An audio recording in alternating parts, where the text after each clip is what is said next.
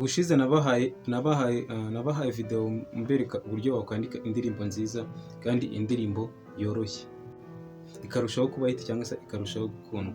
Niyo mpamvu uyu munsi ngiye kukubwira ibi bintu bitatu bikurikira bishobora gutuma indirimbo yawe iba hit cyangwa se ikundwa na buri umwe wese. Ikintu cya mbere gishobora gutuma indirimbo wanditse ikundwa cyangwa se iba hit mu buryo bworoshye bukoroheye ndetse bworoheye na producer wayikoze ndetse mu buryo bworoheye n'umuricena uri buze kuba yayumva. Ikintu cya mbere, chorus ibigomba kuba ifite amagambo makeya ndetse ikindi ifite yoroshye nyine yoroheye listener uri buze kuyumva cyangwa se fans wawe cyangwa se indi muntu wese uri buze kumva iyo chorus cyangwa se iyo ndirimbo yumve chorus mu by'ukuri imworoheye mu kuyumva ndetse no kuyifata bize kumworohera. Icya kabiri, ibigomba kuba byibuze bifite strong and beautiful melodies. Niba hari ikintu cya mbere kigora umuntu uri kumva indirimbo no kumva indirimbo idafite melody nziza, ndetse indirimbo ifite melody nziza bituma listener uri kuyumva ayumva neza kandi yunguruye.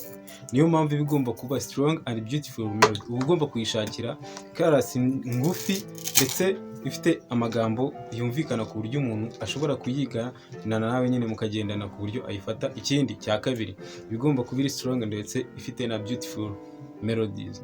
Ibyo kintu uba ugomba kugikurikirana nyine wowe wambwiye cyangwa se wowe twiganye mbere na mbere, uze gusubira inyuma urebe muri video zabanje nyine uraza kubonamo video ivuga kwandika indirimbo. Ikindi cya gatatu gituma indirimbo iba nziza kandi ikindi ikashobora kuba yaba hit ni ukuba lyrics zoroshye ndetse zoroheye umuntu uri kumva iyo ndirimbo yawe. Kuva ku gice cya mbere kugeza ku cya kabiri izo lyrics zikaba zoroshye kandi ikindi zumvikana zihuye n'uburyo urimo kuziririmba cyangwa se nyine ziri deep ku buryo iyo message urimo uraririmba. Nagiye mbibasobanurira kenshi ku buryo iyo message urimo ukuririmba iri buze kujya ku mutima nyine igahura n'amarangamutima. Niba reka dufate urugero, wanditse indirimbo cyangwa se wanditse message ivuga ku kubabara k'umutima w'umuntu mu rukundo cyangwa se n'ubundi buryo wenda umuntu ashobora kubabaramo. Reka tuvuge mu rukundo, tuvuge kuri heartbreak.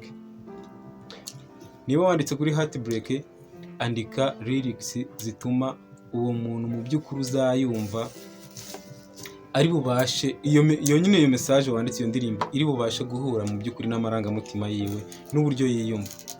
Ugerageze ku buryo wandika lyrics ziri deep ndetse zihuye n'icyo kibazo, zihuye na heartbreaks.